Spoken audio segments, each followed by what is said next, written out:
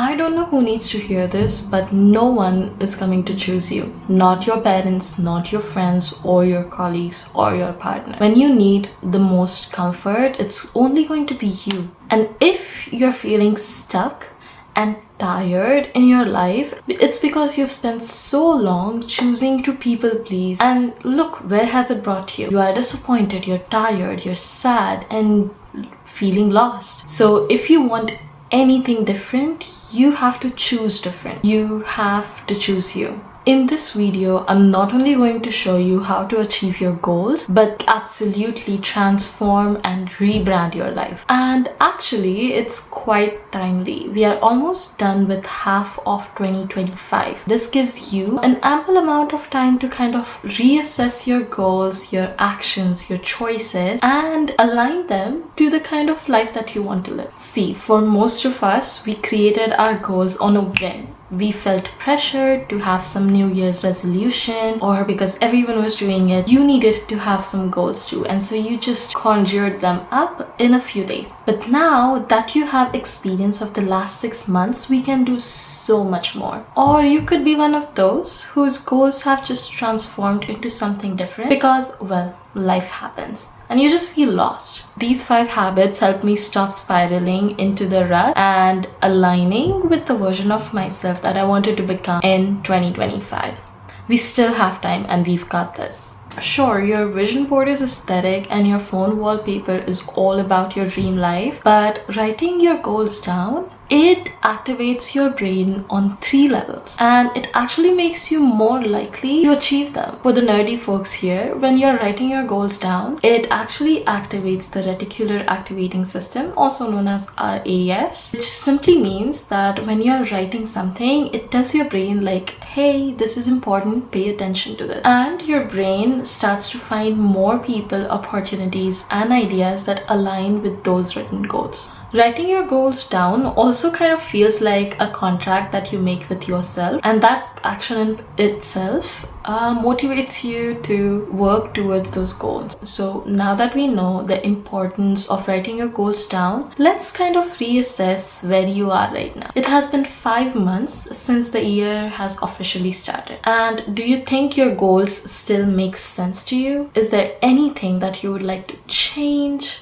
Do you still want to go to the gym 4 times? Or maybe you could do 3 times a week and use the extra time to do something else that might have come up during those 5 months. For me, so many of my goals, though close to my heart, had to be adjusted and kind of pushed back or postponed because, well, life happens. And honestly, sometimes other priorities take the center stage. At first, I did feel guilty, but then I realized that shifting priorities doesn't mean that you failed. It just is part of your growth. In this situation, I would really recommend that you take 20 minutes and write down everything that you want to achieve or everything that you're thinking and reprioritize your life around what you actually want to do and be like for the rest of the 6 months. There's no guilt of not doing what you set your mind to in the beginning of the year because we are humans. We are constantly changing, evolving, and it is very natural for our goals to change and evolve as well. And if you do have to set new goals all over again, there might be a time in the next 6 months where you would want to revisit your past goals, or you might want to revisit some of the resolutions that you made earlier this year, and that's completely fine. It's all about doing something that feels true to yourself.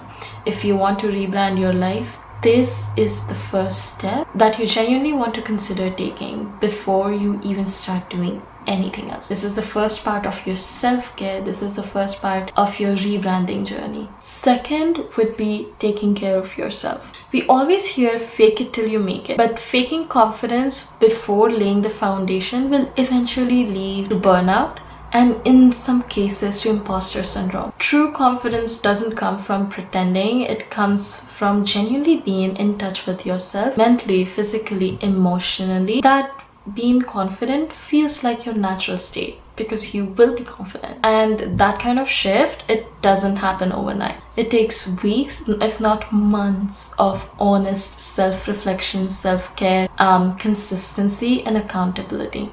For me, it started with small daily habits that help me feel connected to myself. Here are a few things that you can do. Self-care is not about buying every face mask, bath bomb, or serum that you see in the stores. It's truly about tuning in to what your body and mind truly needs. We all want to look put together, especially when we are comparing ourselves to those Instagram perfect faces. Self-doubt does creep in, but true confidence is not about how perfect you look. So instead of comparing yourself to others, how about you take a moment to gently ask yourself, how can I take care of my skin, my body, my mind, my health more? And instead of chasing perfection, chase tranquility, chase calmness, chase self-care. Because no matter how much you change or try to look like those models or influencers, the inner feeling that you have about yourself, your face, how you look, won't change. Your confidence at the end of the day will still be dependent on external validation. All of the influencers and all of the celebrities that you see follow a trend of a certain look,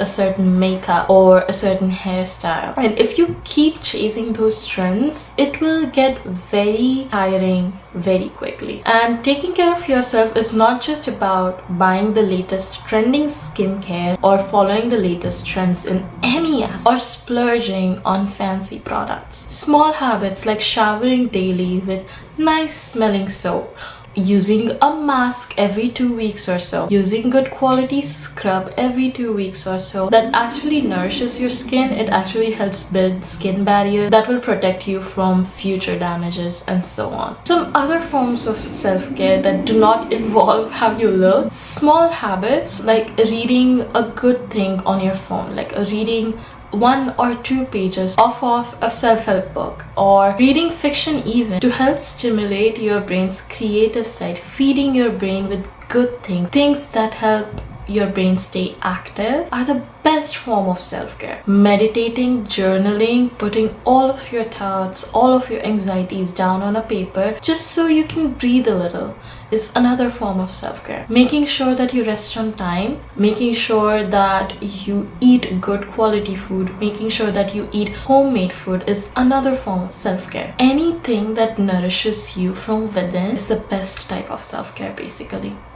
And eventually, when you consistently carry out these actions, you start feeling connected, you start feeling whole within yourself, and that's all that matters. The third thing in our habit list is actually investing in how you appear. So for some of you, if you guys love shopping, this is the part. And I'm not saying that you have to go out on a shopping spree every season or every month. No, I'm talking about being intentional with your appearance. There are a few things that all of us, men, women, have to follow to feel confident, like a little confident within ourselves.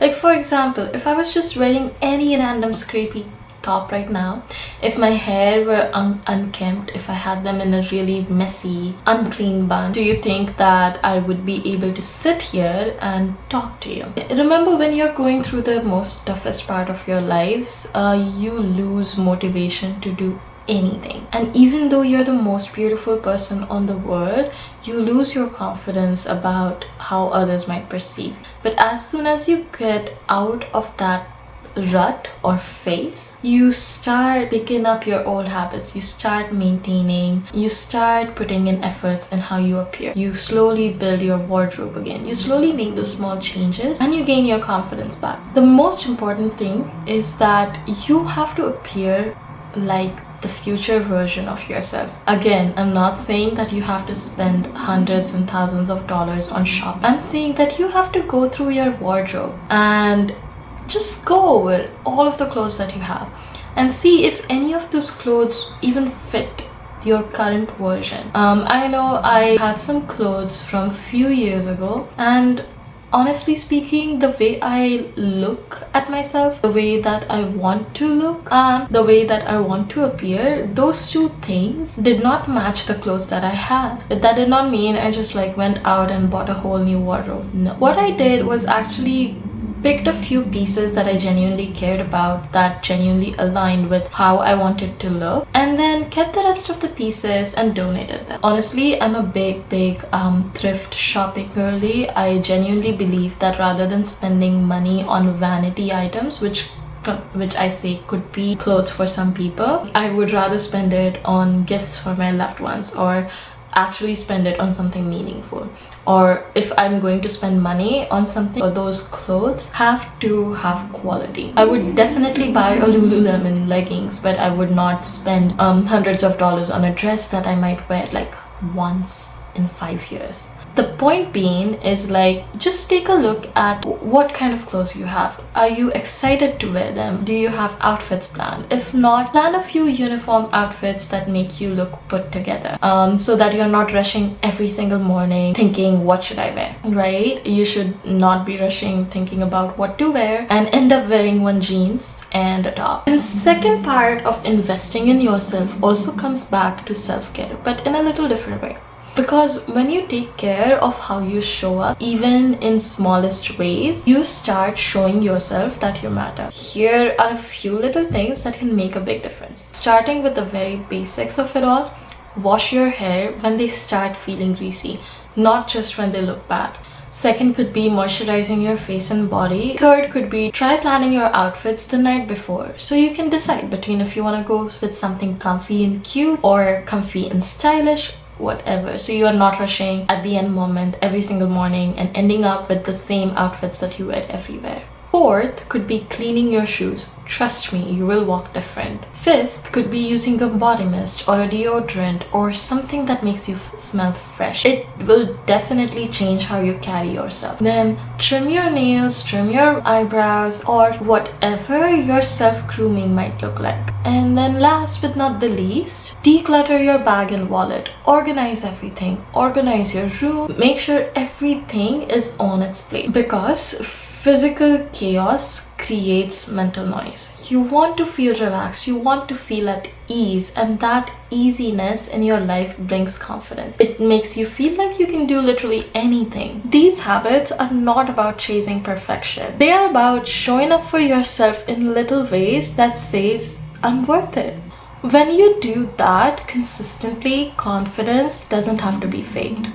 It becomes a natural extension of how well you've been taking care of yourself. Which brings us to the next stage. It's investing in your development. This isn't about becoming an expert overnight or trying to keep up with the news cycle 24/7. It's about being interested in the world and giving your brain the same glow up that you give your skin. Start with bite-sized knowledge. Learn the basics of how politics work in your country. Understand simple economic terms like inflation, recession, and interest rates. Learn a little bit about crypto, investments, stock market, because looking dumb and silly is not cute. Know where the major countries are on the map, even if it confuses you. Look up what AI tools are, or literally any trend, and see what people are talking about them. Like, you don't have to go on a research mode, just like do a 5-minute read on what's happening. Another thing that you can do, sign up for a newsletter or look up for a creator who can break these things down for you in a simple way. Because here's the thing, when you understand the world better, you show up in it in a better way. You can join more conversation, have opinions, ask better questions, provide feedback, and explain yourself clearly. And all of those things build real grounded confidence. Not the loud one, but the kind that says, I know what I'm talking about and I'm not afraid to say it. So yeah, you don't have to be the smartest person in the room, just a curious one. And trust me, that's more than enough. Investing in rest. And the reason why I say investing, because you don't have to earn rest. Rest is something we don't give enough credit to. Because all of the hustle, your journaling, your workouts, the career moves that you're making, all the rebranding, all of that will not stick if your body and mind are running on fumes. Rest isn't just sleeping at night or taking a nap on Sunday. It's a full body and mind reset. And no, you don't have to earn your rest. You don't have to reach the end of your to-do list to deserve a break. Rest is part of the process. It's part of your routine. It's part of your goals or checklist to rebrand your life. Without rest and without having a reset, without having some downtime, you're genuinely just pouring out of an empty cup. If no rest means no creativity, no energy to do or chase behind your goals, no energy to keep up with all the self-care habits, with all of your career tasks and your personal goals. Here's what investing in rest can actually look like. Sleeping 7 to 8 hours every day and not just on the weekends. Putting your phone away and allowing yourself to get bored sometimes. Taking a slow walk just out in your city or out in the nature without having to track your steps. Just put your headphones on and walk away. Do something because it makes you feel good. In your free time, you don't have to watch all the master classes out there. Yes, people will say listen to podcasts, listen to news, listen to this, that. But if it helps, watch Bridgerton. If you find peace in watching you, go ahead, watch that show. Saying no to plans that drain you. And even if you feel bad about saying no. Because at the end of the day, if you don't spend your weekends the way you want to, you are going to feel extremely disappointed and sad. If you go out, if you agree to go out, and when you do go out, you won't feel happy inside. Yes, there are so many times that when you say no, I can't go, but then you end up going, you have so much fun. But there are also some times when you genuinely don't want to go anywhere. So it's okay to say no sometimes. Taking 5 minutes to breathe, to stretch, and just stare at the sky. Honestly speaking, while recording this video, I have my window like right behind the camera. So I just paused for, I don't know for how long, but I was just looking at the clouds and they were like floating by, and I was like, this is so peaceful.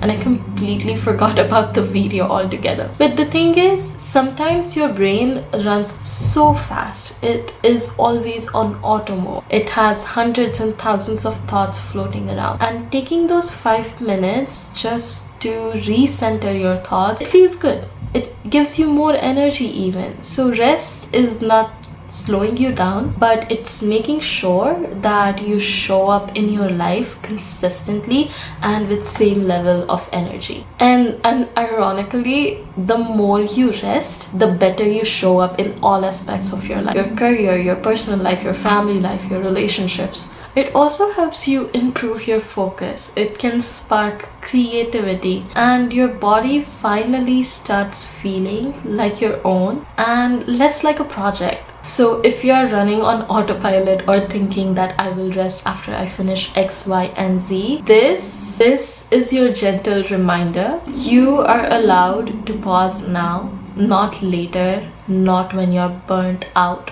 but now. You're not behind. You are not broken. You're not lazy. You are just becoming. You are becoming the version of you that chooses growth, that chooses yourself over everything else, that chooses showing up and not perfection, even when it's hard. Write your goals, adjust your pace, take care of your mind, body, and space. Because the second half of 2025, it's all about rebranding yourself. It's about realigning your life. It's not waiting for a perfect you, but for a you that shows up and is consistent. And if you needed a sign to start, this is it. If you want to know how to incorporate discipline and master it, click on the video here. And yeah, I'll see you around.